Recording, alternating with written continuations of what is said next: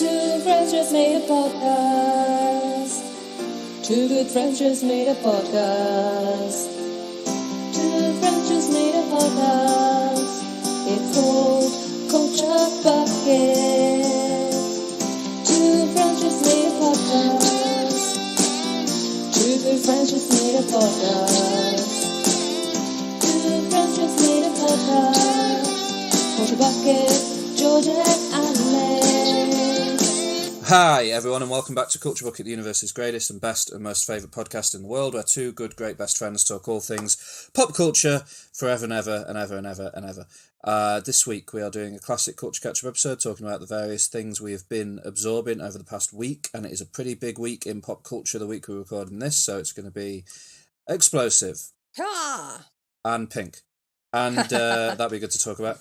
And yeah, this is the 114th episode of Culture Bucket. It's amazing. Yeah. Well done. 6 to go. I'm your host, George. I'll be talking to you. And with me is your co-host, Alex. Hi, Alex. Hi, George. Hi, everyone. How you doing today, George? Good. Summer holidays have started. Yeah. And it's absolutely pissing it down. Wonderful. With rain. And it's never going to end, it appears. I went to the co-op near my house a minute ago to get some milk because I didn't have any milk for my coffee. It was horrible. And it wasn't raining, so I wore my sandals because I couldn't be bothered putting socks on. And the shop's not very far. And I came out the shop and it was a storm. And I got soaked. It was great. Good stuff. Nice. Yeah, that's England. Nice. You used to wear socks and sandals, didn't you? Yeah. What happened? Well, it's not really great look. I think it's in now, socks and sandals. No, you used no, to wear not. Crocs and sandals, which that wasn't really. Crocs and sandals. Yeah, remember? I know. How Sorry, did I do that? Crocs and socks. You have to wear You have to wear socks with Crocs because the rubber rubs on your. You have to wear socks with Crocs. Yeah. I wore Crocs without socks once, and I almost killed myself. It was awful. So yeah. Wow. But I have some other sandals now, and I don't wear socks with them. So interesting. Would you like to tell me how you are? I'm great. I'm sick again, which is weird. Can you hear it? Yeah. A little bit. I'm sick as well, so it's fine. Well, wonderful. We can be sick together. Yeah. My body said, you don't have to work for a bit now, so here's feeling terrible. I don't know. I don't know what happened. I went to a wedding a couple of weeks ago, and there were like lots of people, and I stayed out until like an unholy hour for my age, like 3:00 in the morning. And since then, God. I know, and since then I've just been sick, just sick. Like I can't do anything. And then I went to a concert this week, and just like I'm just sick. I should just stay home and sleep all the time. Definitely. Yeah. Yeah. On Friday night, I played table tennis for 5 minutes and then hurt for several days afterwards. It's the wrong side of 30s, this one. Yeah. Oh God. Yeah. Yeah. So but yeah, and the opposite here is very hot. As all the media has said, Italy is burning. Well, no, Greece is burning. Italy is just hot.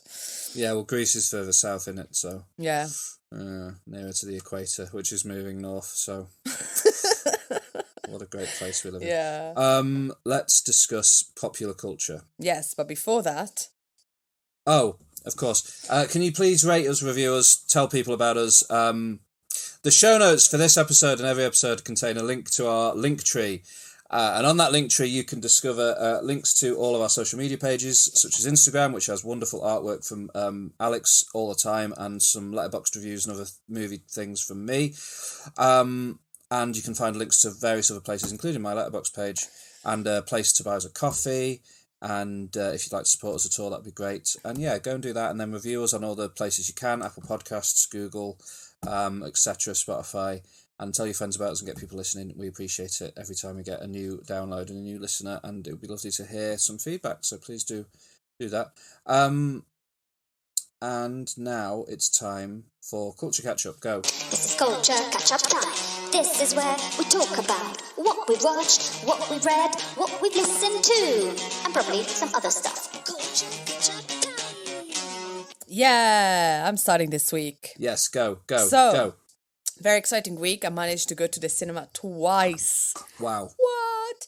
So, one of the cinemas that does English films has opened for like a Cannes special, a Cannes festival special thing, and so lots of film from Cannes were being shown at this at the cinema. So I Wow. managed to go and see finally the new Wes Anderson film, Asteroid City, the film that you talked about a few weeks ago that you absolutely loved, adored, with a cast, like the biggest cast he's ever had, you know, new additions of like Scarlett Johansson, Tom Hanks, Jeffrey Wright, Bryan Cranston, who's got very big role. I didn't imagine him being in such a big role, and even Margot Robbie's in it.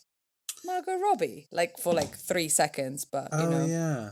yeah, Yeah, it seemed like the biggest ensemble of the year until yeah, Christopher Nolan came along. exactly. We'll talk about that later. Yes, and you know, Maya Hawke is in it, Steve Carell, like it's all the usuals plus more. And what you talked about a couple of weeks ago is just a tale of people stuck in a city. Or is that what it's about, or is it about something? Well, I can't spoil it. So it's a tale of people stuck in a city because there has been a breach of something. And There's been an alien. There's been an alien. It's in the trailer. You can, Is an alien in the trailer? They mentioned the alien in the trailer. Okay. The alien looked at us weird. When I saw the alien, I was very surprised. I might have not watched the trailer properly. But yeah, so they saw an alien, and so the US keeps everybody in this asteroid city for like a week or so, and you know people go a little bit crazy because you know they're in lockdown. Yeah. Or are they? Or are they? Who knows? I texted you saying I watched it. You asked me if I liked it, and I said it was definitely an experience. I need to watch it again. But since watching it, I think I like it. The more I think about it, the more I kind of like it. Yeah? Yeah, while I was watching it, I was like a bit... It's very strange because like Wes Anderson has got a style, and whatever film he does, I don't think you should like criticize it as liking or not liking it, because I think he's such an individual. Like everything he does is his, and the actors clearly trust his process, because like Scarlett Johansson in this film is incredible, and she just took his, you know, I don't know, she just became a Wes Anderson character, you know. Yeah, and all the characters, like all the actors that have never been in his films become his actors, and whether you like the film or not, you always have to be in awe of this of Wes Anderson, because he's incredible. And throughout the film I was trying to figure out what the difference was. It's really weird. I was really captured by this film, but I'm not sure why. Like I was like, why is this film capturing me so much? And I feel like in this film, usually in Wes Anderson films, people are the way they are and they don't change. That's how they are. But here, in this one, in Asteroid City, I feel like they acknowledge how they are, and they acknowledge their feelings, and they know they're broken, and they talk about it, which I don't think he's done that before. Has he not? Not in the Royal Tenenbaums? Not really. In the Royal Tenenbaums, that's how they are, and that's it. And it just kind of like, you know, the mother is never... The mother never, for example, at one point Scarlett Johansson admits something about herself being a mother. And I don't think that's ever happened before. And I don't know. And I actually quite enjoyed it. It was fun. I was really encaptured by this film. And I heard some people leaving the cinema having been affected viscerally badly by this film. And this lady was like going, oh my God, it was terrible, blah, blah, blah, blah. Like I was lucky enough to be behind her the entire journey back to my car. And she was so angry about this film, going like, I don't know why people laughed. It was not funny. And I was just like, how can a Wes Anderson film affect you so viscerally that you didn't like it. You just have to admire his work, and maybe this is not your favorite, but it's still an incredible Wes Anderson film. You know, the cinematography is amazing, the music, the acting, the. But then if you maybe she'd never seen a Wes Anderson film and was just going for the can factor. Maybe, but I think if you go and see Asteroid City, you must be a little bit of a fan of Wes Anderson. No, No, you don't. Okay. No, because at least in the UK, it got a big enough marketing push that it's not. Loads of people would have gone to see it. Okay. Well, here I didn't. There was no marketing push whatsoever. So I think here people go to see Wes Anderson because they want to see Wes Anderson, not because it's Cannes, because there was no publicity of this film. No, but you said the cinemas opened up to do like a Cannes season, right? Was that not? Yeah, I guess, but I don't think. The next film I watched, the cinema was empty, so I think. Fair enough. So I don't think it was because it was Cannes. It was just because it was. I think because but never mind. I want to watch it again though. I really want to watch it again. I think there was a lot of. I enjoyed that he put like a little bit of political stuff in it and kind of about the war and kind of there was a bit of Oppenheimer in there, and and the colors are wonderful, and I want to watch it again. I think if I watch it again I'm going to enjoy it even more, but it's definitely different, I think, and that's why I love his films so much, because I think he's got his style, but also every film is so different from one another. And you loved it, didn't you? Yeah, it's one of my favourites of his. I think I really loved it. Like you said, the ensemble cast is amazing. There's not a bad performance in the whole film. There is not a bad performance. Like what Jason Schwartzman does in this film shows what an amazing actor he is. And I can't say it because it's a spoiler. But he's amazing. Yeah, some very good scenes with Jason Schwartzman. Yeah. And Edward Norton as well. Yeah, Edward Norton is great. I think everybody's great. And it is a great film. I think one of my favourite scenes is probably the scene with the alien. I just love the alien. Yeah, that's a very good scene. Yeah. I like the bit. I really like the scene where they're in the observation room of the sort of station that's monitoring the asteroid crater, and that kid goes, "What are these? What are these lights on here?" And Tilda Swinton's character just goes, "Oh, the bleeps and bloops. We're not sure."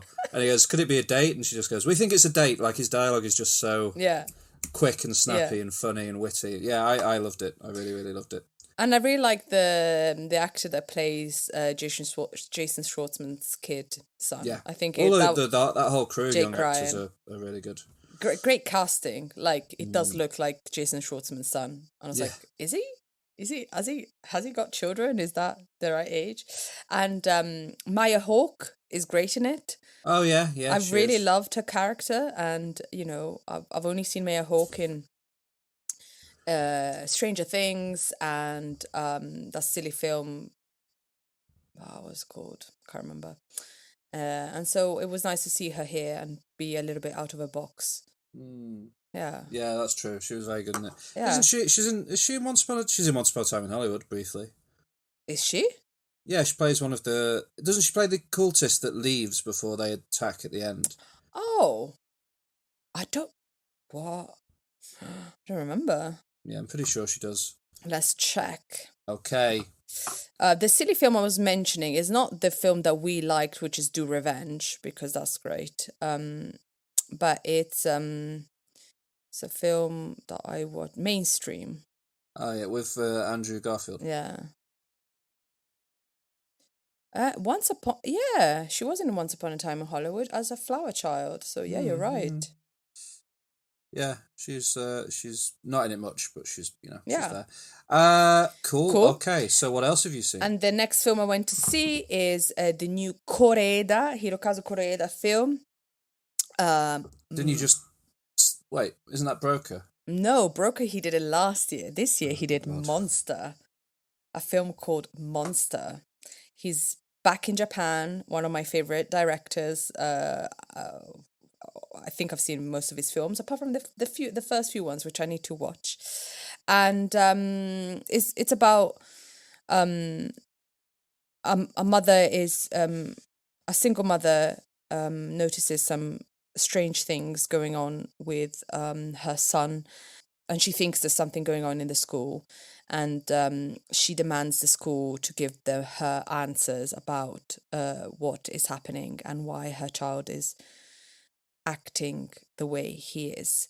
And that's all I'm going to say, because wow, this film, I think you need to go in and not know anything at all about it. I think it's one of the best films I've ever seen in my life. Oh wow. I felt everything in this film. This film is all about perception and how people perceive things, and how people perceive things depending on what they've heard and what they see and what is their background. And it's an incredible film. The acting is amazing, especially from two of the child actors in it. I think Koreeda is so good at directing children and trusting them in doing a good job. And it's wonderful. And you feel every feeling that you can possibly feel. And I was broken by the end. I was so, I don't know, it's such an amazing film. And this is the first film that he hasn't written in a long time, and it was written by Yuji Sakamoto. And I don't know if you know the composer, the Japanese composer Ryuichi Sakamoto.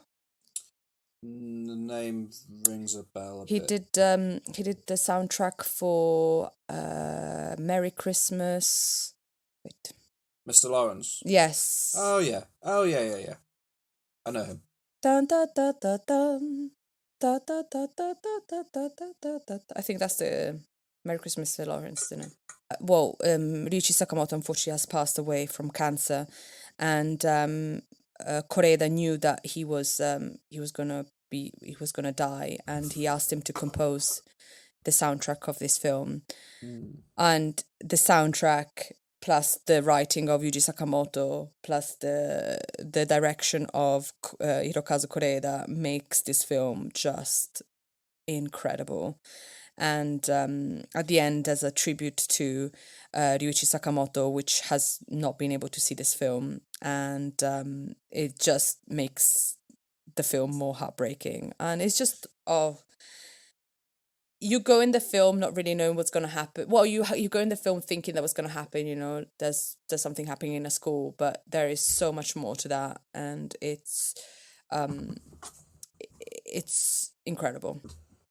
And I would ask anybody to watch it and see the masterfulness is this director.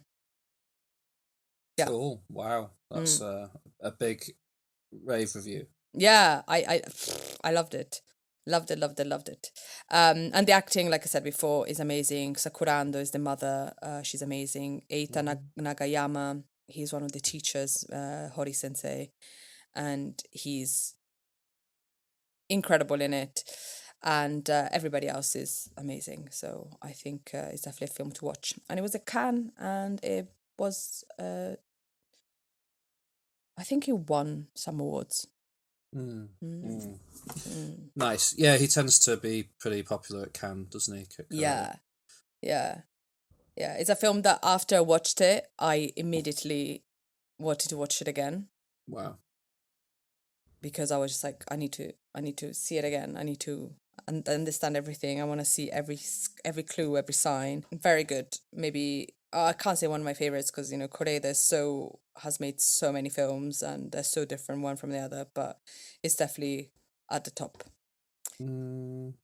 Yes. And then I watched a series. I watched a couple of series. The first one I'm going to talk about it a little bit more. I watched a series on Amazon Prime Video called I'm a Virgo. Oh, the Boots Riley series. Yes. I really liked the poster. I think it looked pretty cool. So I was like, I'll watch that.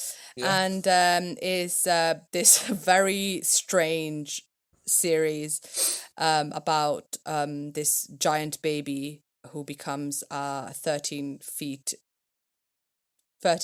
tall man called Kuti. He can't really leave the house because his adoptive parents are the people that kind of got him away from the facility he was in are keeping him in the house, and the first kind of like bit of it is just like him in the house and how big he is, and how, you know, kind of like what he likes, and he really likes comic books, so comic books are a big part of this series. And he's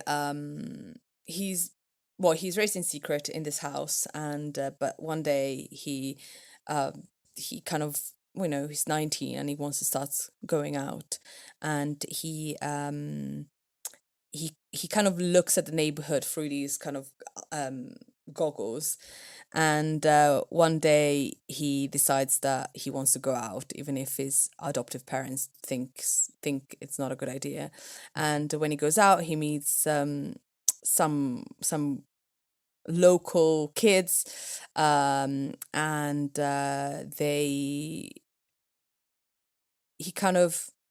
from there we kind of get his coming of age story about him being a recluse and coming out and meeting friends and falling in love and then becoming an activist. It's a very interesting series. It's kind of, you can't really stop watching.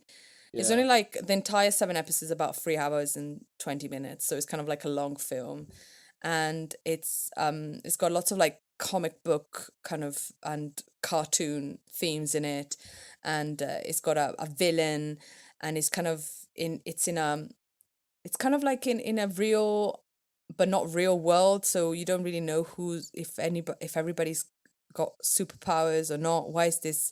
It's never explained why this kid is so big, and nobody never questions it. Why is this kid so big? Yeah, nobody ever questions it, and things happen, and there's a superhero who's called the hero, and nobody really questions his things, and there's kind of a lot of current affairs in it, and like about capitalism and everything Have you seen Boots Riley's film? No, I haven't actually, which I would love to watch. It's I've not seen I'm a Virgo, but it sounds like one of his projects, because Sorry to Bother You, similarly, it's just like 100 things at the same time happening. Yeah, and this is it. It's like so much stuff happening, but very enjoyable to watch, and sometimes a bit gross as well. There's bits in Sorry to Bother You that I was like, I really don't like what I'm seeing at the moment. Yeah. And the same with I'm a Virgo. I decided I was having some lunch by myself. I was like, I'll watch that, and I had to stop watching it because I was like, oh, I can't watch it while I'm eating. But yeah, it's a really good series. It's very interesting, and it's got some sad moments, and it's got some funny moments, and it's got some gross moments. But I really enjoyed it. And you know, the main character Cootie's played by Jarrell Jerome, which I don't think I've seen him anywhere else apart from here. He's in Moonlight. Kevin, age 16. What? Is he? Yeah. Wow. Yes. So there is Jarrell Jerome, which is in one of my favorite films, but he looks so different that I didn't even notice. He's very good in it, and he's amazing because I didn't recognize him at all. Olivia Washington plays the love interest, Flora. She's really fun. And his friends are played by Brett Gray, Cara Young, and Alice Barnes, who are also, you know, good, you know. And the hero is played by Walton Goggins. Oh, really? Yeah. Interesting. That guy always plays somebody that is very dislikable, doesn't he? Yeah, he plays a good creep. Yeah, and he is pretty creepy here. Yeah, and I think it's a good series to watch. Interesting. I'm a Virgo. Yeah, sounds good. Yes. And I did want, I want to watch it. Boots Riley's good. You should watch Sorry to Bother You. It sounds like everything that I'm a Virgo is also in Sorry to Bother You. Yeah, definitely need to watch it. And then you know, I'm going to talk about it just because I really like the soundtrack. You remember when I was being a goblin, and I was a bit of goblin again this week because I'm Goblin not very mode. I watched, the three P.S. I Love You films, and then I Yes. watched Exo Kitty. Yes, Well, Goblin mode. yeah, well, on Amazon Prime, there is another Jenny Han, who's the writer, installment of Did you watch This Summer I Turned Yeah, Pretty? Oh, yeah. come on. Yeah. Fine. I shouldn't. I'm too old for this shit. However, George, this soundtrack is immense. Immense. Like, imagine having a love story. It's about Belly, who goes to this house every summer, And turns pretty. and then this year she's turned pretty, and the two brothers who she goes there with, kind of she's in love with one of them, and maybe something happens between them, who knows. And it's all about summer and summer flings. But this love story is with Taylor Swift music. Like, they use so much Taylor Swift.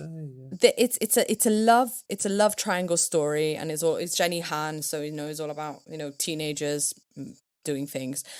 But you have Taylor Swift, you have Tyler the Creator, you have Olivia Rodrigo, you have, but not just one Taylor Swift. Like, Taylor Swift is all through this, and Olivia Rodrigo too. And then there's one of the scenes that's got "Kissing You" by Desiree, which was used also in Romeo plus Juliet. That film with Leonardo DiCaprio and Claire Danes. Yeah. Yeah, but for people of my age, the millennials, this is kind of tearing onto the heartstrings, And there's One Direction, there's a Smashing Pumpkins song, they have Fleetwood Mac, they have everything. I know all the songs in this, and I got addicted. And I think the music is what makes it. Interesting. Yes. Okay. Yes. But yeah, it's a Is silly... the show good? Is it good? Oh, come on! It's a girl and she's got two boys that contending for her. Did you watch season 1? Is Yes. this a season 2? Have you watched season 2? Did you watch both seasons? Well, season 2 has only got 4 episodes because they're gonna do one every Friday. So, do you mean only 4 episodes so far? Yeah. Okay. Have I watched them? Yeah. Am I proud of myself? Well, yeah. It's okay. It's good. If you, I think if you, it's a love story. It's at the beach. Belly. Yeah. Well, she's got Isabel, but they call her Belly. Okay. And, it's a bit complicated. I don't like that, I find it weird that two brothers like the same girl and both brothers kind of get with the same girl. And I find that really weird. That's life. Yeah, that's life, definitely. And, it's at the beach, and so it's summer. It's kind of nice to be out in the summer. And is it good? Yeah. If you like these kind of stories, it is good. If you like the music, yeah, it's great. Cool. It's great because Taylor Swift and a romantic drama series, I think, is the best thing ever. Cool. Yeah, the boys are way too pretty though. They're very attractive. Well, maybe last year they weren't. Yeah, well, they were very attractive. Yeah, not as attractive as that show that you made me watch. The Outer Banks. Yeah, not that attractive. People love it. It's beloved. Is it? Do you think I should watch more than 15 minutes? Well, all I'm telling you is it's beloved by people. I haven't seen it, but it's beloved. Okay. Baby, just say yes. So what else? I went to a concert. I went to see One OK Rock. I talked about it 2 weeks ago. Wonderful. Incredible. So much fun. There was about 500 people. It was so good. Nice. Yeah, and it was, they played all the new album. Which, did you manage to have a listen to it? No, I've only listened to Taylor Swift in the past. No. Just Taylor Swift. Well, if you want to watch the Summer Turned Pretty, it's all Taylor Swift songs. Sounds good. Yeah. But yeah, it was great. Of course, live they're much better than on the album, and I really enjoyed it. Nice. But the next night they played Milan, and the last song they played was Wherever You Are. Oh, they didn't play it when you saw them? No. That's annoying. That's so annoying. Because that's the best song. They don't understand. If they'd have known that you were there and what it means to us as a group, they'd have played it. But... Yeah, I would have been like, wherever you are! But yeah, and... have you listened to the new Blur album?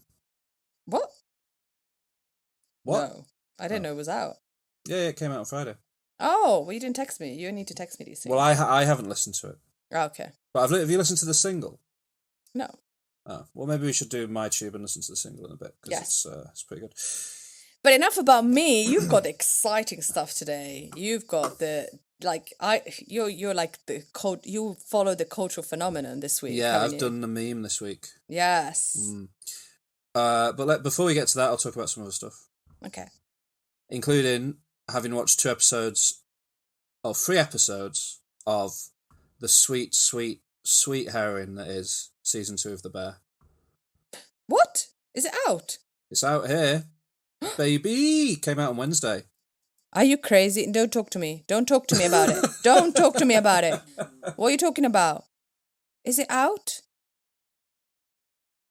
You know why? Why? They won't let me go in my Disney Plus anymore. Oh, no. That's why I lost it. Is it out? No, 16th of August in this country. That's annoying. Don't talk to me. I'm not listening. La la la la la la la. Ridiculous stuff. I've only seen 3 episodes so far, but all I'll say is it's exactly as good as series 1. It's everything you want it to be. The music is still impeccable and brilliant and perfect. And yeah, it maybe would have benefited from being released weekly instead of all at once, because like the third episode is brilliant, but so different to the other episodes, and it should have maybe had its own room to breathe. Yeah, the Bear benefits from having room to breathe because some of the episodes are so individual. So I don't know why they've released it all at once, but they have, and it's great and it's brilliant, and we'll talk about it more in the future, I'm sure. But yeah, Bear season 2 is here. Yes, thank 16th you. 16th of August. This country sucks. You know Oppenheimer is not coming out until August here? Really? Yeah. Wow. It's not out. They haven't set a release date yet in Japan, but that makes sense. But it's out everywhere else in the world, I think.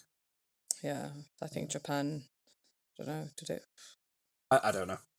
I don't know what they'll do about that, because there are still cinephiles probably there that will want to see it. I don't know. Anyway, we'll talk about that more in a bit. The other thing I want to say about The Bear as well is one of the things that's so good about it that I realised when I was watching the new season is it's so interesting, and the way it's filmed is so unlike any other TV show. Like a lot of TV shows are just like, put the camera here so that the actors are in shot and then let them do their scenes. Whereas The Bear, like there's this one scene in like episode 2 where 2 characters are talking to each other, and it's all these extreme close-ups, and it's just the way they film it just feels so cinematic and theatrical, and I adore it. That's that. Also next week I talked about the fact that I'd watched the first 2 episodes of a show on Amazon called Jury Duty. Yes. I then spent the rest of the day after we finished recording watching the entire rest of the season. This is one of my favourite comedies in a very long time. Wow. Anyone that can watch Jury Duty, I really recommend you go and check it out. I don't think you'll be disappointed. I explained the basic premise last week of you're watching a trial play out and watching the inner workings of the jury and how they kind of coexist together during the 3 weeks of the trial. But the twist is that everyone involved, from the members of the jury to the judge to the lawyers to the defendants, are all actors. The whole thing is scripted, with the exception of one man who is under the impression that he is genuinely part of a trial and part of a jury. And the reason the show works is the man they found, Ronald Gladden, is just the sweetest, most beautiful soul that's ever existed. And they throw these actors at him that are playing these characters that are just so off the wall bizarre, and he views all of them with humanity and respect and trust. And it's just, as well as really funny, it's a really heartwarming series to see sort of what the world could be like if everyone was a little bit more like Ronald Gladden and a bit less like the rest of us.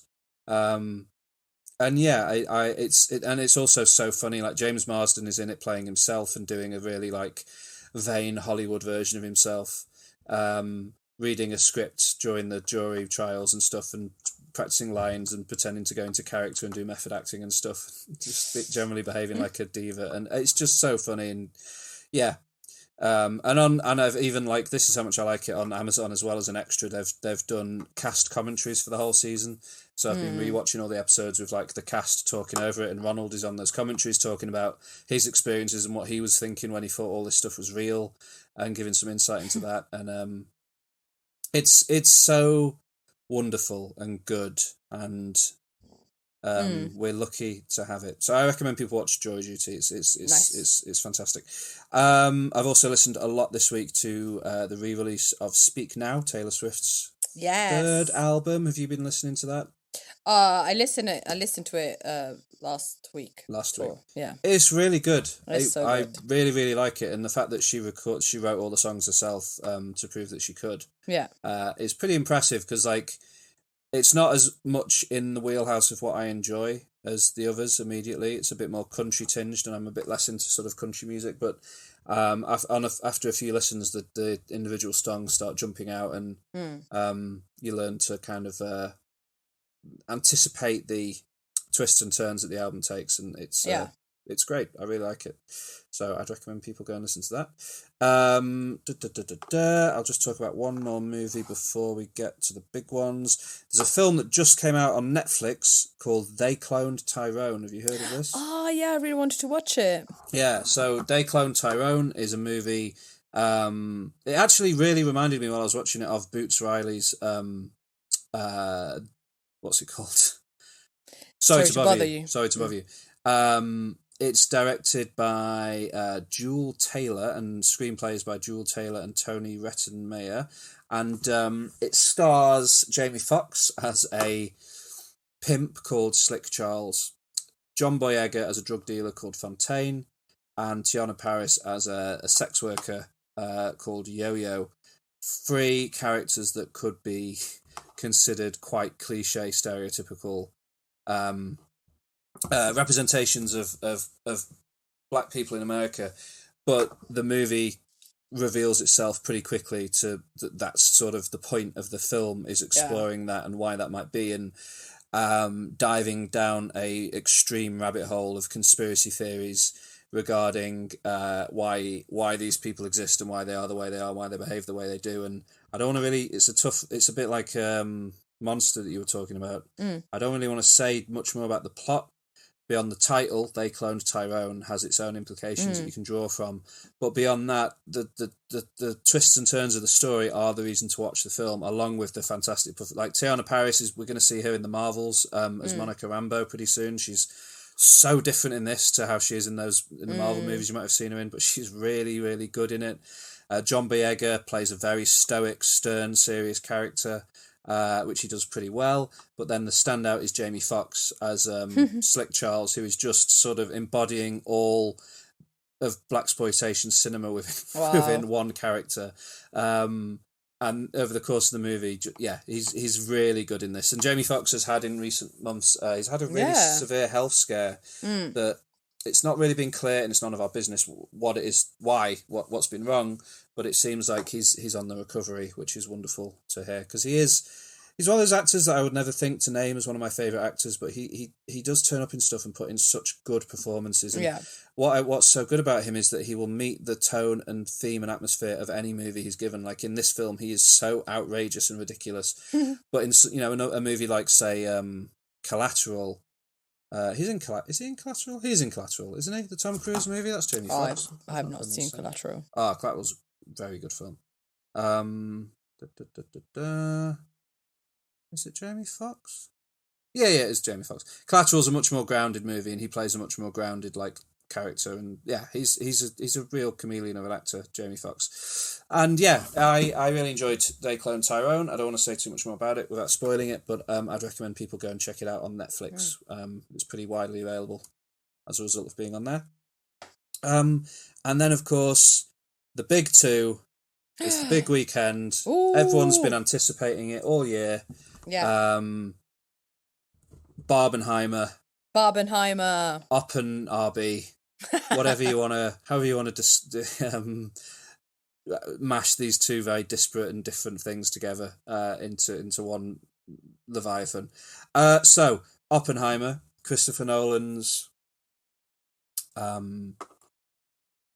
biopic of the life of J. Robert Oppenheimer, the man who is credited as the father of the atomic bomb. Thank you. And yeah, cheers for that. Cheers, Robert.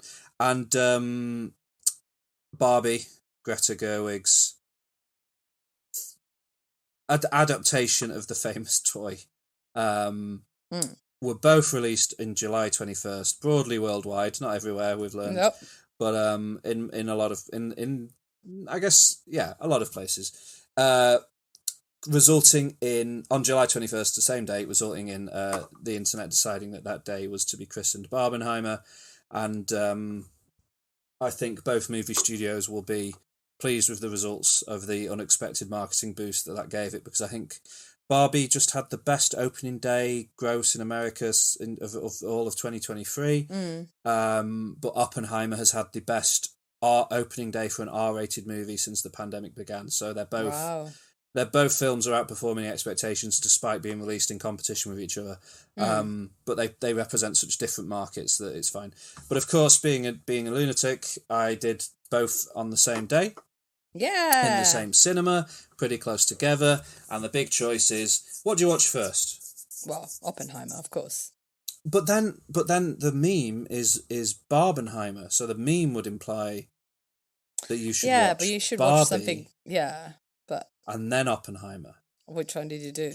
And the potential is that Oppenheimer could be so devastating to your psyche that Barbie will wash over you and make no impact due to the depression you've sunken into. Okay. But I decided no, it's pretty. I was like, I can't watch Barbie and then watch Oppenheimer. It would be too that sounds much of a come terrible. down. So I did what a friend told me is not Barbenheimer, but in fact Oppenheimer, which I've not seen references often online as a name for it. I watched Oppenheimer on a lovely big IMAX screen, but not a 70mm IMAX screen. There's a whole rabbit hole you can fall down about the different screens you could watch Oppenheimer on. But in my experience, there are only like 3 70mm IMAX projectors in the UK. One of them is in the Printworks in Manchester, which is accessible to me, although all screenings for the entire weekend were sold out when I went to look, representing how well this movie is going to do, I think. More often than not, when I've gone to see a movie on that IMAX with that projector that's actually projecting film rather than a digital file, it's broken down at some point during the movie and you've missed the ending of the movie. So I don't really think it's worth the risk with a 3-hour film to suddenly be kicked out with 40 minutes to go, which I have seen reports has happened, but not necessarily at the Manchester one, but I did see a tweet of somebody who said that their IMAX broke with 40 minutes to go, which would be really annoying. And it happened to me when I went to see Tron Legacy on the IMAX in Manchester Printworks, and it happened to me when I went to see Prometheus. And I've never actually, as a result, I've never seen the end of Tron Legacy because that movie is terrible, and I was like, I don't need to see the end of this absolute garbage. So yeah, I don't know what happens at the end of that film. Anyway, I went to see it on a digital IMAX screen, like a fool, I suppose. And I've had a weird journey with Oppenheimer because I want to make it clear up front that it is a bad thing that they did that. I obviously think that the creation of the atomic bomb is awful. What it was used for as soon as it was made was horrific and just about one of the worst things that humanity has ever done to fellow humans. And it's a pretty bleak part of our history. But it's also a pretty essential part of our history because it is inarguable that it changed the landscape of the world forever in physical ways, but also in psychological and political ways, and changed the face of international politics from that day to today and into the future is not what it would have been had that not happened. So like it's a big important part of history, and this man, J. Robert Oppenheimer, along with the input of untold numbers of other scientists and people, created this thing, and it's a story that is worth hearing, I think. But also, my initial reaction to hearing that Christopher Nolan was making this movie was like, I don't want to watch that, no. But it's Christopher Nolan.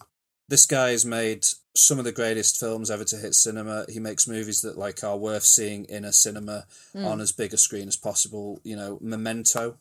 Yeah. Do a little run through, Alex. Do a little run through. What do you think of Memento? Have you seen Memento? Yes. What do you think of Memento? Incredible film. Yeah, incredible film, right? Pretty astonishing. Yeah. The only movie he'd made before Memento is a film called Following, which I haven't seen, and I'm guessing you haven't seen. No, it's going to be at the cinema here soon. Oh, really? Following is? Oh, interesting. Yeah. They've just done a Blu-ray release of it. Yeah, so they're putting it at the cinema, out of the cinema. Well, in the little English cinema I will go to watch. Interesting. It would be worth watching. It's only an hour and 10 minutes long. It's barely a film, really. Anyway, Memento is great. Have you seen Insomnia? No, I haven't. Al Pacino and Robin Williams. It's great. It's a good film. Batman Begins. Yeah. Pretty good, right? Yeah. The Prestige. No. With Hugh Jackman and Christian Bale as competing magicians, and David Bowie turns up as Haven't Tesla. watched it. Oh, great film. The Dark Knight. Of course. Inception. I haven't watched Inception. It's a good film, but it's a bit confusing. The Dark Knight Rises. Yeah. Interstellar.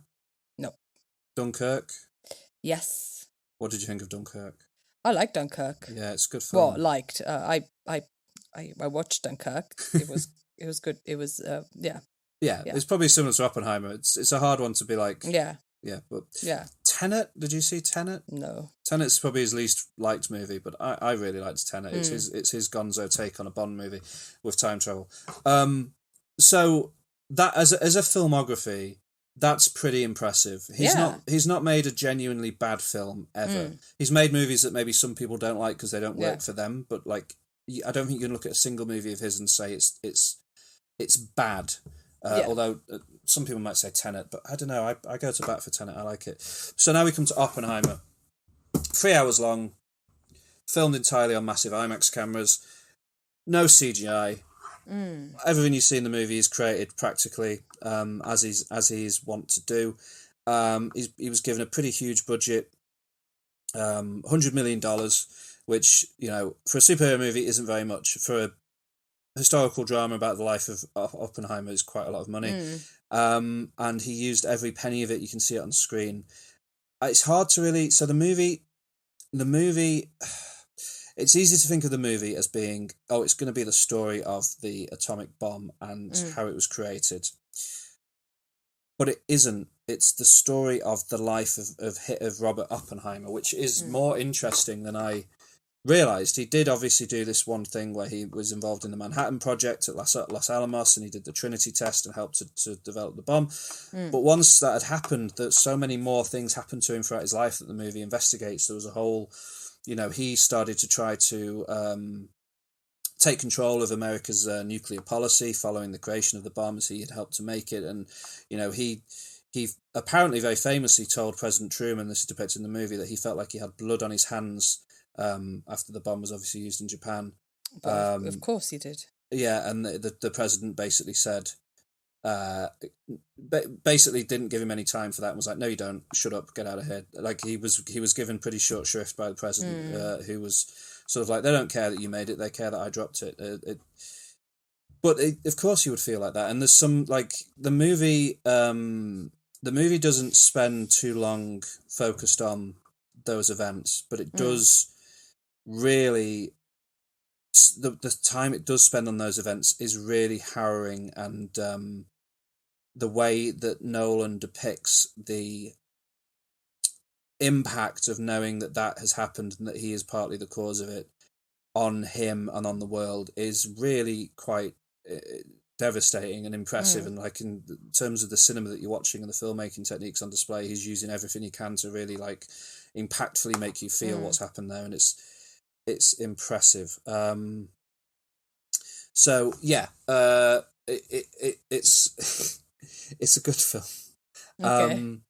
It's a really good film. It's got one of the best performances I've seen in a movie from Cillian Murphy. playing Oppenheimer from the young days as a student all the way up to later life, and with minimal makeup effects he portrays all these different stages of Oppenheimer's life, and he has to do it really well because the movie in Christopher Nolan's style does not tell of the events that happened in his life in chronological orders. It will cut back and forth between various different points in his life. It will cut back and forth between scenes in colour and scenes in black and white, and broadly the scenes in colour are scenes that you're seeing from the perspective of Oppenheimer, and the black and white scenes you're seeing from the perspective of other characters. Okay. Like an objective versus subjective thing that Nolan's trying to do. But the rest of the cast, Emily Blunt and Florence Pugh as the main women in Oppenheimer's life. Kitty Oppenheimer, his wife, played by Emily Blunt, and Jean Tatlock, played by Florence Pugh, as a psychologist and communist that he was involved with. Their roles aren't as big as maybe you'd like them to be, considering the power and talent of those two actors, but they do make a big impact on the life of this character, and the scenes that they have are pretty impressive. And there's one scene in particular that Emily Blunt could easily get a Best Supporting Actress nomination for, just to her portrayal in this one particular scene that she's so good in. You've also got then Robert Downey Jr. as a character called Louis Strauss, who's a sort of American. He was the head of the Atomic Energy Commission, and kind of was a supporter and also antagonist in Oppenheimer's life throughout his life, and is pretty, Downey Jr.'s got a pretty big role in this movie, and it's pretty great to see him acting again and playing a character and not just, being Tony Stark and getting off quips. Like he is a real guy in this movie. It's pretty brilliant. And you've got looks also old in this movie. Yeah, he does. He does look old in the really movie. Old. Again, there are scenes taking place at various points in time, and a lot of the stuff you'll have seen in the trailer is him a little bit earlier in the timeline, or later in the timeline, sorry. But very good. But then also you've got like Josh Hartnett is in this movie. Yeah, I can't believe he's back. I know. Well, we'll talk about him more in a couple of weeks, but he's very good in this, and I didn't realise until the end that it was Josh Hartnett, but he's brilliant in it as a fellow scientist. Casey Affleck, not a very nice. I don't like Casey Affleck, and he's been accused of some things, I think, over the years, but I don't know. He's in this in quite a small role, and he's fairly good. Rami Malek turns up in this. Kenneth Branagh's in this. Benny Safdie's in this. Jason Clarke, Tom Conti. David Dasmalkian, Dane DeHaan, Alden Ehrenreich. Like, this movie it gives Asteroid City a run for its money in, like, the number of people you are seeing on screen is wild. And all of them put in amazing performances. Gary Oldman turns up in a really important role. Macon Blair, James Urbaniak. Like, there are tiny characters that have, like, a line, and I recognise, and, like, they're people you'll recognise. It's pretty impressive. And yeah, I've seen some reviews saying it's not a very good use of the IMAX because it's a historical drama, but there are these, when he's explaining to people and talking to people about how atomic energy works and how nuclear actions work and stuff, the film will suddenly cut to like flashes of light and things happening and stars changing, and the screen is filled with these incredible images that he's created. Again, not using CGI, supposedly somehow creating them in camera, and it looks amazing. And then, of course, the centerpiece sequence of the movie is the Trinity test in Los Alamos, where they tested the power of the weapon that they were making, and it is from beginning to end an incredible and intense sequence, and the scenes that take place immediately after that, where Oppenheimer sort of considers what he has done. He famously said, "Now I am become death, destroyer of worlds," quoting from something. I'm embarrassed. A bit too late, wasn't it? Yeah. Should have thought about it before. Yeah, he should have done. The movie sort of isn't defending him and what he did or what everyone did, but it certainly kind of demonstrates how these events were going to happen, whatever he did or anyone else did, kind of thing. It's a very history is just moving, and these things are going to be created and are going to happen. and it's just for us to have to try to pick up the pieces afterwards, which is not ideal. But I guess so. But if these kind of scientists had a little bit less, like, I know you want to. There's also decisions that you can make, that you're not gonna work with the government to make a bomb. You could just say, yeah, but when the project started, they were in the midst of. It's hard to know what the mindset would have been like. Like, Oppenheimer was a Jewish man, and he was watching the Nazis. Yeah. Do incredibly awful. Some of the worst things that have ever been done, and that's going to psychologically devastate people around it trying to react to those events. By the time the bomb was a working prototype, the Nazis were all but defeated, and Oppenheimer, the war was nearly over. But by that point, the work had been done to make it, and it's out of his hands. It's a complicated film. Awful. Yeah, it is awful. And it's I cried during the movie. It's yeah, but as a film, as a piece of art that's been created to tell this story, I mean, I don't think that anyone could have told the story better than Nolan has done here, and it is, it kept me engaged for the entire 3-hour runtime, and it's pretty amazing. Barbie. So all of that happened. I walked out the film feeling pretty destroyed. And I had about an hour to wait, and then I went to watch Barbie, which is a very different film. Directed by Greta Gerwig, written by Greta Gerwig and Noah Baumbach, her partner, based on Barbie. Yeah. Which it's a doll that's been quite well known since about the 60s, I think. Yeah. That's made by Mattel. This film stars Margot Robbie. Everyone again. Margot Robbie's in it as Barbie. Yeah. Kate McKinnon turns up in it playing Barbie. Issa Rae's in there as Barbie. Harry Neffy's in it as Barbie as well. Alexandra Shipp turns up as Barbie. Emma Mackey is Barbie. Sharon Rooney is Barbie. You have Dua Lipa in there as Barbie. Nicola Coughlan from Derry Girls turns up as Barbie. Ritu Arya, who I saw recently in Polite Society, is in it as Barbie as well. And they're all pretty good in it. You also got Ryan Gosling, plays Ken. Yeah. Along with a few other actors. Kingsley Ben-Adir is in it, playing Ken. Simu Liu plays Ken. Scott Evans is Ken. And Nkuti Gatwa, the new Doctor Who from Sex Education, is Ken. So you've got two Sex Education actors, Emma Mackey and Nkuti Gatwa. Yeah.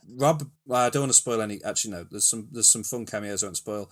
But yeah, there's a few more Kens in there. Okay. Michael Cera is Alan, Ken's friend. Okay. Ken's friend Alan. And then you've got some humans. America Ferrera, who you will know as Ugly Betty. Mm-hmm. And she's in Superstore as well. Is Gloria. Ariana Greenblatt, who I recently was seeing in 65, that terrible Adam Driver dinosaur movie. She's playing Gloria's daughter Sasha in this, and is really good in it. It's good, yeah, really good. Helen Mirren is the narrator. Will Ferrell is the CEO of Mattel. He's very funny in this film. And Connor Swindells, who plays Adam in Sex Education, is also in this as a human character called Aaron Dinkins, and he's very, very funny in it, and very he's not playing a character like he does in Sex Education. He's playing a very different type of character. He's very good. Jamie Dimitri is in it as well. So the movie is, as has been shown in the various trailers, etc. The movie opens in Barbie Land. Helen Mirren briefly tells us over the narration that, the great thing about Barbie is that Barbie as a doll showed girls that it's possible to be anything you want to be in life. You can be a doctor, an astronaut, a journalist, a Nobel Prize winner, whatever you want to do, you can do it and you can achieve it. And so all the Barbies in Barbie Land are living there very, very happily, knowing that they have solved feminism and fixed everything for women in the real world, and everything is perfect over in the real world for women. And we then go to Barbie Land, where we meet Margot Robbie, who plays Barbie, and we see that she has the best day every day with all her friends, who are all also Barbie. and including hanging out at the beach with Ken and having dance parties, and then every night is girls' night, which Ken doesn't like that very much. But yeah, so she's having a perfect life, but then all of a sudden she has irrepressible thoughts of death, and her feet touch the floor fully, and she gets sent off to Weird Barbie, played by Kate McKinnon, to discover what's happening to her. And Weird Barbie is a Barbie that's been played with too hard and is always doing the splits, which is quite good. Yeah, she probably has got her hair cut. Yeah. It's pretty, yeah. And she discovers that the girl who's playing with her in the real world must be feeling sad for some reason, which is unthinkable to Barbie, resulting in her having these changes. So she sets off on a mission to go to the real world and find out what's going on. Straight away, there's something there that's like the fact that this movie is, you know, made by women for women, and if men watch it and enjoy it, that's like, you know, good, but isn't the primary purpose of it. In the way that so many movies are made by men for men, and women end up being made to watch them, and if they enjoy them, it's great, but it's not. Do you see what I mean? And a movie written by men, and traditional movie of this nature would have like a really complex little plot thing of like, you can do this to open up a portal to the real world, and then, you know, you have to close the portal, and there's all these things, and there's a load of plot stuff around the portal.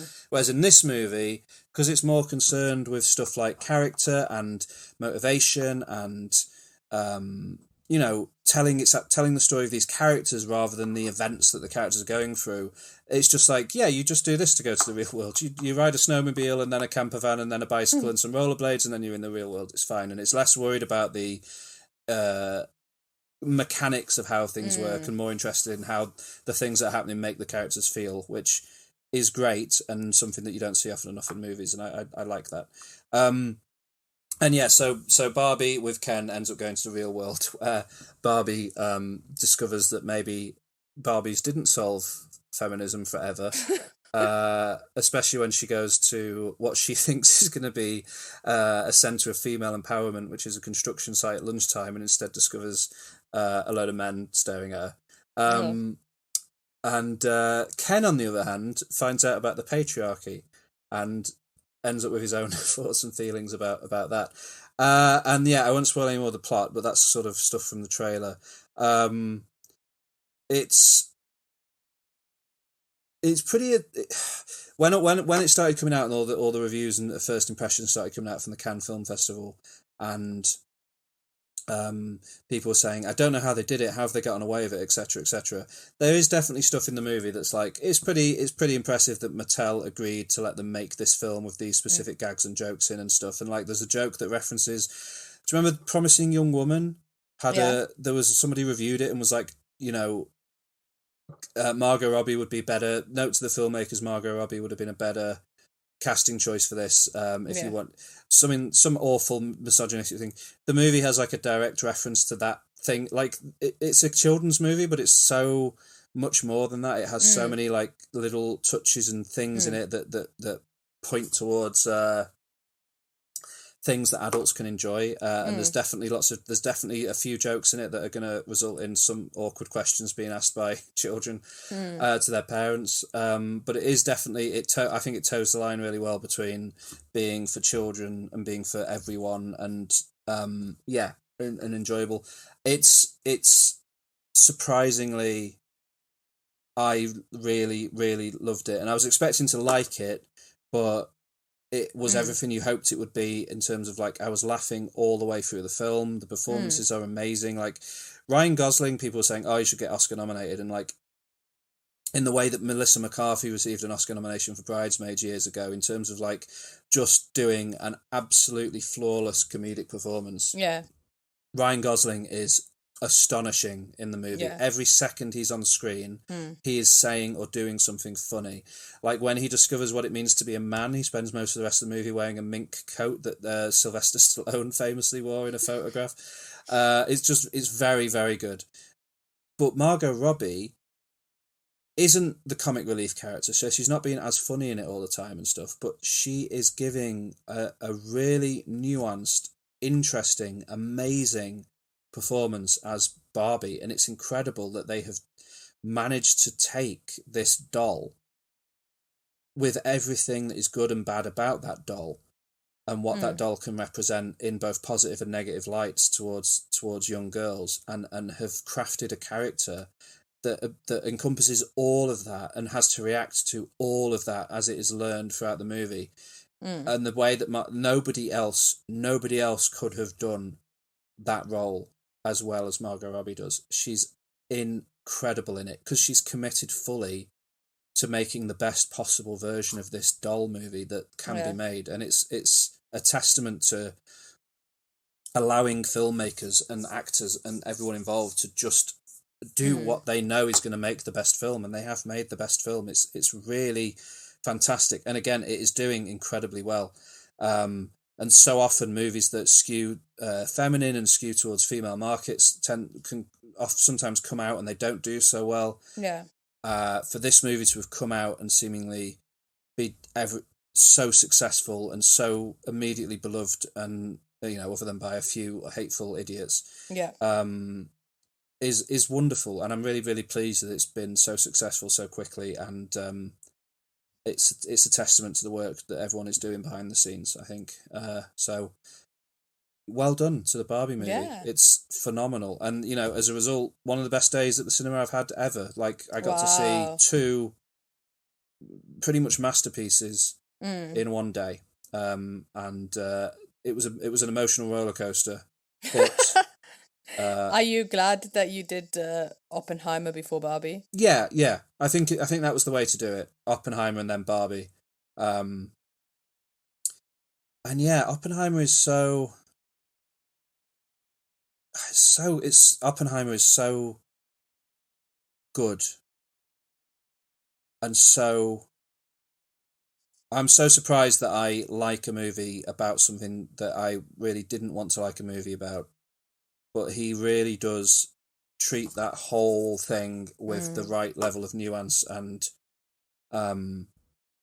respect, in my view, from having watched it once. And it's also a really fascinating story, like the stuff that happens after the war to Oppenheimer, the way he was pilloried for having communist leanings and being, he's quite left-wing. He tried to start a union for lecturers, and he had so many things about him that made him a good man, but he's a monster. Yeah. It's a really fascinating character study. I love it. And then Barbie is just, I loved it. I think I maybe liked Barbie more, which yeah, amazing movies. I'm sure we'll watch at least Barbie, and we can talk more in the future.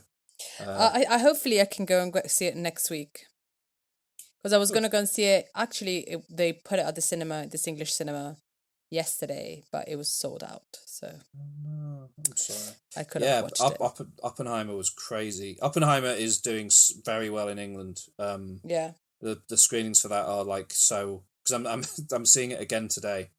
Wow. Due to I wanted to watch it, but I agreed to go and see it with a friend, but they couldn't do it until this evening. But I wanted to watch it before now, so that we could talk about it. And yeah, like, it was pretty close. Like, I because of the way my unlimited card works at the cinema, I can't book a film until I've seen it. If that makes, I can't book a film twice, so I had to wait until I'd seen Oppenheimer yesterday to book today's showing. And it was almost sold out yesterday afternoon when I was booking for this evening. It's crazy. But the Barbie movie was full as well, and there were so many young girls in it who were enjoying it so much and laughing, and you could tell at the end of the movie how much they'd enjoyed it. And they were all everyone was talking about it on the way out, and there were loads of children really excitedly discussing their favourite parts. We've had 20 years or 10 years of Marvel movies, which girls can enjoy Marvel movies, but if you're going to say whether Spider-Man or Iron Man is for boys or for girls, it comes down on the side of boys, even though girls should and can and will enjoy it. And but to have a movie that comes down on the side of being for girls that boys can and will and should enjoy if they want to, and have them, give something to that sort of market that is good and can be successful and enjoyed is I think a brilliant thing. And if Ben Shapiro and Piers Morgan and people don't like it, then that's all the better, in my opinion. Yeah. Excellent, excellent, excellent. So we do a bit of MyTube.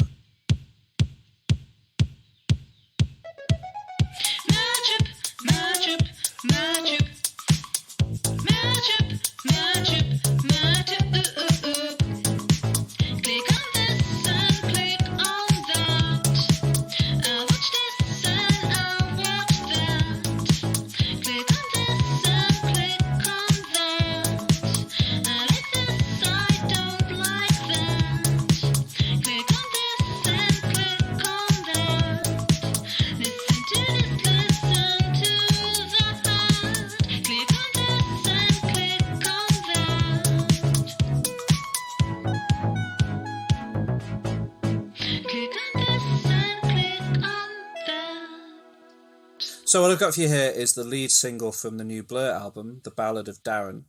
Oh. The song is called The Narcissist. There isn't a music video for it. There's like a visualizer, but it's just the same image spinning around, really. So Okay. I've found them performing it live on BBC Radio 2, so hopefully that'll be good. Before we watch it, you haven't heard this song before, have you? No. No, so all I'll say is, you can see here actually a quote on the YouTube video from Simon Cole 570. This song is the ultimate grower. Was underwhelmed the first time I heard it and has just gradually got better and better. Absolutely love it now. And I will say that in my experience that is also accurate. So Okay. B. I have to listen to it more times. Yeah. So yeah, let's see what you think on first listen. But hopefully you'll I mean Blur are one of your favourite bands, right? So I'm sure you'll give it more of a go. Ready? Yeah.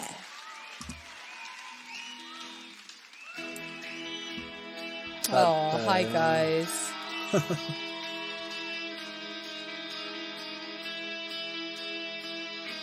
Just so weird seeing them grow up, you know. Now they're like middle-aged men. Yeah, and it's just like, oh, you know when they're just grown up now. Yeah, especially as they just come back every 10 years now, so it's you see these big jumps and.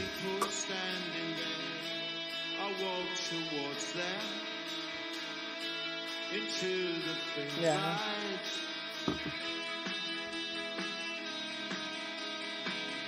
Because the bassist is Alex Jones, isn't he? Yes, the cheese man. Yeah, and I used to fancy him so much. He was the ultimate kind of long and skinny and and now he's just it looks like looks like a dad. Yeah, it looks like a dad. Which is fine. It's fine. It's aged well, but it does look like a dad. I wonder if he still smokes as much as he used to. Damon Albarn looks a little bit. Yeah. He's still got the glasses. Yeah. What do you think of the song? I like it. It's very mellow, isn't it? It's very nice. Yeah. But I think Damon Albarn should put the microphone up a little bit. Yeah. I guess he knows where he wants it. I like it. They've aged well. The music has aged well. Yeah, they're not doing girls who like boys who like girls anymore, but it's a good maturity. I know not to compare them to Weezer, but sometimes I listen to Weezer and I look at them and I'm like, their music doesn't match their age and how they look anymore. Yeah, that's fair. But this does match Blur's age, you know. Yeah, that's very true.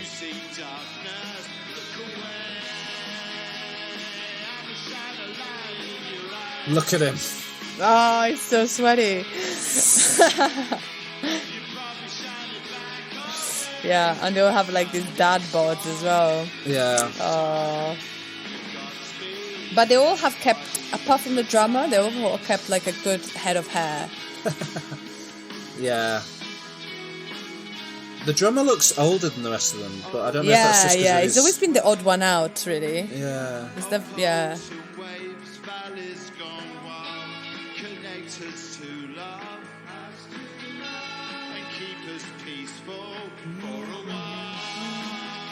So they're back with a new album, which I'm going to listen to. They have a new album. They did 2 nights at Wembley Stadium the other week, which went down very well. They had Self-Esteem supporting them in Sleaford Mods and people. Would have been an amazing concert to go to, but Yeah. you know, I'm seeing Taylor Swift next year, so it's fine. Yeah. Oh, I wish I was watching her with you. I'm sorry. Not a light in your eyes. Speeding up a little bit. Yeah. Yeah, I mean, I remember the first time I heard this song, I was a bit like, is that really? And because it was similar with the Magic Whip, I didn't really get into that album, the last one they did. But no, I kind of gave this song a few more listens, and it's really, really grown on me. And that chorus of "Shine a Light in Your Eyes" just floats over me, and I love it. No, they're losing it a little bit. They're going crazy on the guitars. Yeah, it's wild.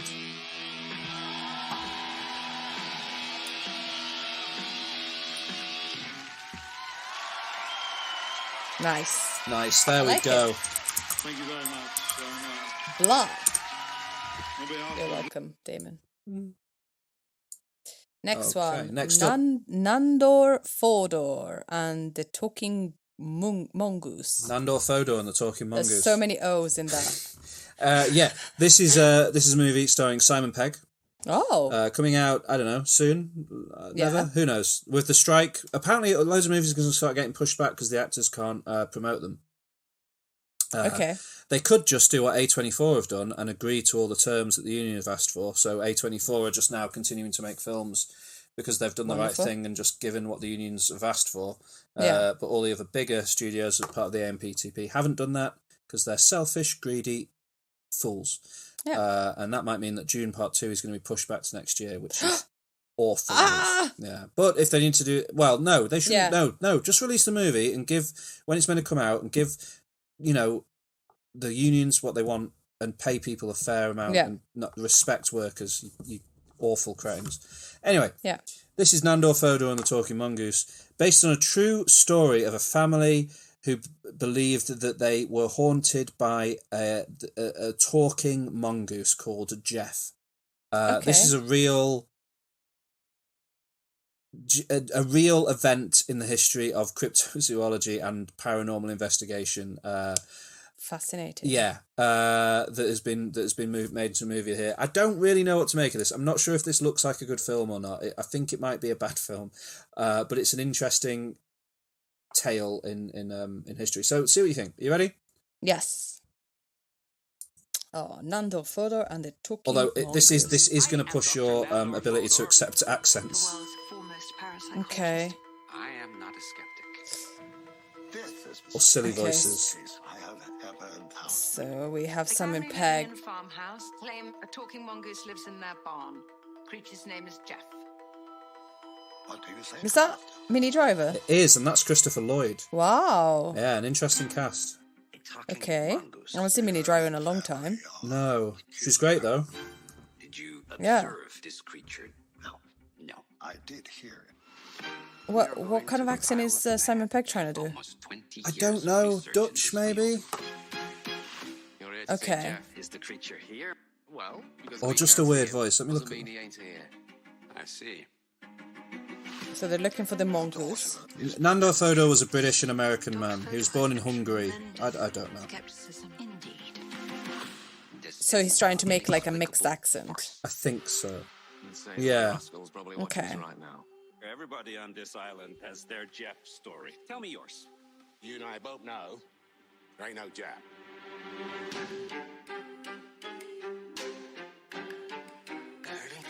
Is Christopher Lloyd English? No, Christopher Lloyd's American. Okay. I thought so. But he's doing a British accent here. I don't know. What is a mongoose, by the way? A mongoose? It's a sort of rodent.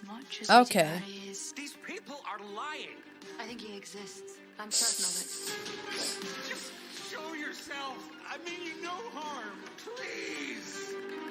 Jeff! Just show me that you're real. I don't know what to make of this trailer. It's very weird. Like, why would you make a film about this? Hello?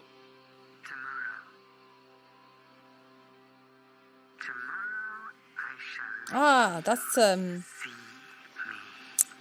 from Spaced. Yeah, Paul K, I think. Yes.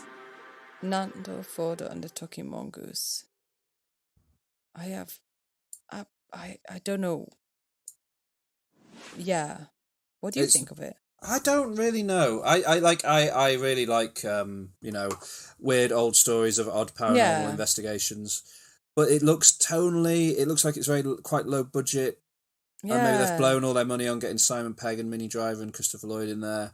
Okay. And maybe it'll be just a bit of a forgettable nothing, which is, we can see on screen now, in theatres September 1st, buy on digital September 19th, so it's less than 3 weeks in theatres before. Yeah. Coming out digitally. So they're already yeah, setting it themselves I think it's up. yeah.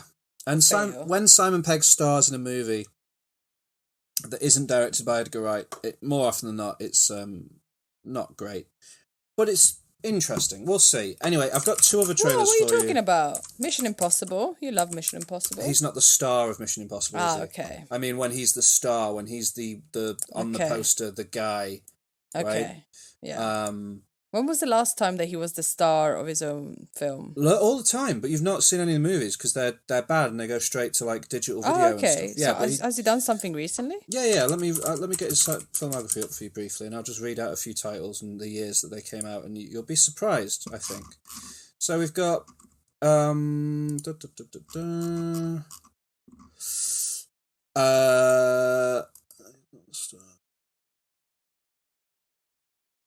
Inheritance in 2020.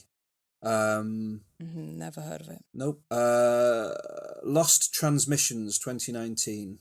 Nope. Slaughterhouse Rules 2018. What? Terminal 2018. And then Absolutely Anything 2015. Man Up 2015. That is actually quite good. That's just a fun. If you haven't seen Man Up, Alex, you'd like that. It's a romantic comedy that's very good.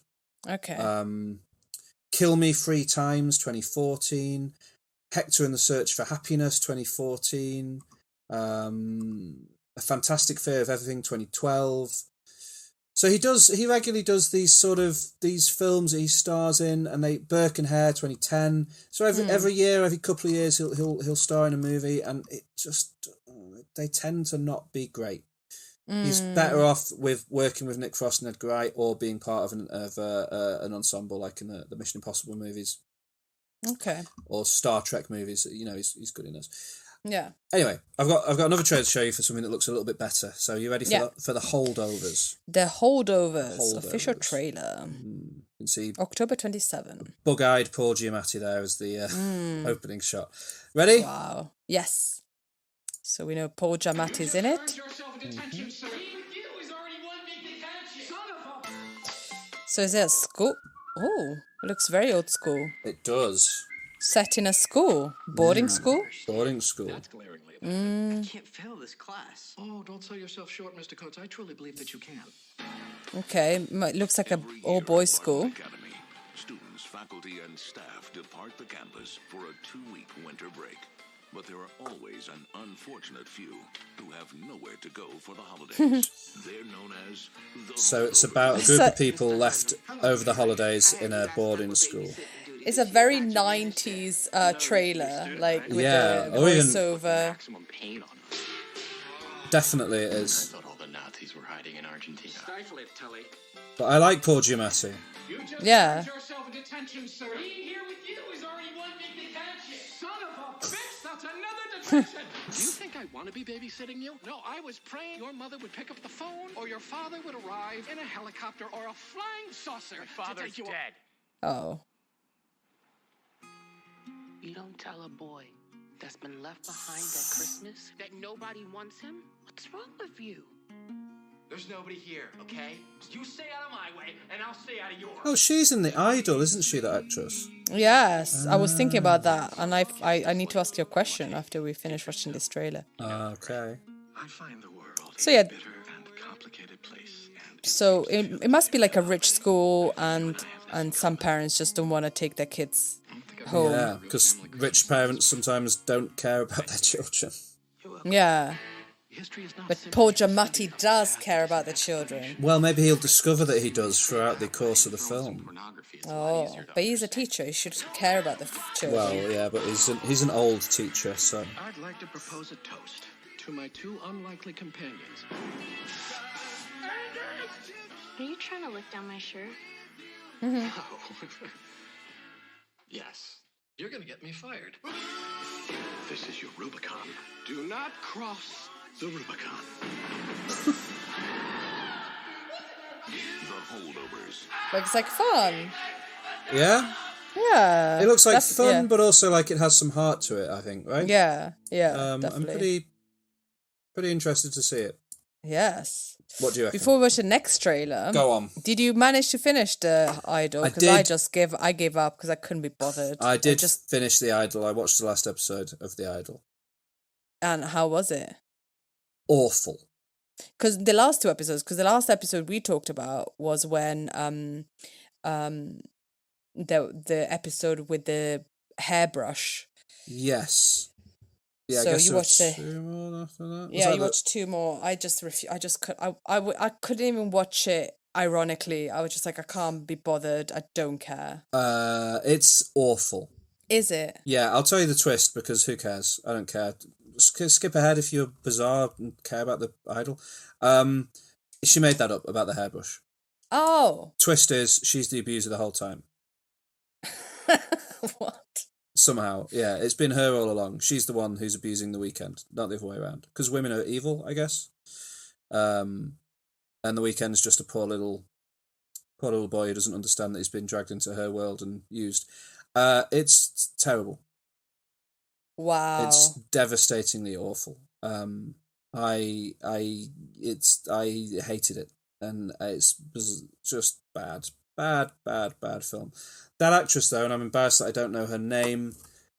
I think she's good in The Idol. I think that like The Idol has actors in it that are trying their absolute best. She's one of them. Rachel Sennett is another one. Who do a good job. Divine Joy Randolph is her name. She's she's in the Holdovers. Hopefully she'll be good in that, and it'll be good for her career because The Idol is not. But was it like all women are bad? Was it kind of like, because I saw some shots of when the other director was directing it, and it looked very different. You know, Lily Rose Depp actually had clothes on, and it was all pink, and there was merchandise and stuff. I'm sure it did look different. Yeah. But yeah. was it like Poor Weekend, or was it? It's hard to really. It's not any of it's none of that. It's nothing. Okay. It's just nothing. It's just absolutely nothing. It ends with her pulling him out on stage at a concert and announcing to the crowd that she loves him, and they kiss. But it's just after she's revealed to him that she made it all up. Okay. It's bad. Anyway. Let's move on from the Idol and the official Marvels. Oh, the Marvels, the worst Marvel on earth. Because they're all women. They're only women, and women are not strong. Women are not superheroes, and women should stay in the kitchen and make men sandwiches. Yes. No. This is the first full trailer after the teaser trailer for the Marvels Captain Marvel 2, featuring Brie Larson as Carol Danvers. It's the name of the woman that plays Miss Marvel. I really like her, and I can't remember her name, and it's embarrassing. Her name is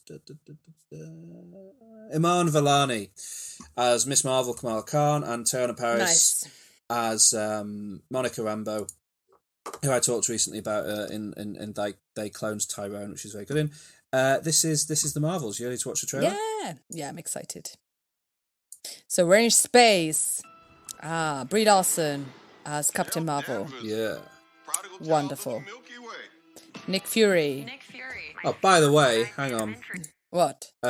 People might be wondering why I haven't talked about having watched Secret Invasion, the Nick Fury Marvel show on Disney Plus that's currently airing. because it's boring and I don't like it very much. So I've only watched 2 episodes of it. What a disappointment, because Nick Fury show should be incredible. Yeah. Also has Olivia Colman in it, Kingsley Ben-Adir, who plays one of the Kens in Barbie and is amazing. Great cast, brilliant cast, totally just boring, dull show. Very disappointing. Moving on. Cold, no air, space. I'm excited. Me too. Oh, Beastie Boys. Captain Marvel, the Annihilator. You took everything from me. And now I'm returning. I don't know who this lady is playing the villain, but she has real wide, crazy eyes, and it's great. Yes. She looks great. Got the Beastie Boys again, which is what we want. Yes. So every time they use their powers, they switch. Swap bodies, yeah. Okay. She's entangled our light-based powers. So we switch places whenever we use Okay. them. Strong theory. You can absorb light. I can see it. And Kamala... Who's Kamala? Hi. Oh, She can Kamala. turn light into physical matter, which I have never heard of. I could totally show No, Kamala, don't show it. She's gone. Can they all be in the same room together? Well, I guess they Captain. can, but then they'd keep, yeah. Constantly swapping each other. And they have to defeat... Some evil lady who, I don't Okay. really know. She's targeting every... She's targeting all the planets, whatever that means. I would never choose to bring anybody into this. You are not the only thing standing between this and the universe. Oh, lots of cats. Sold.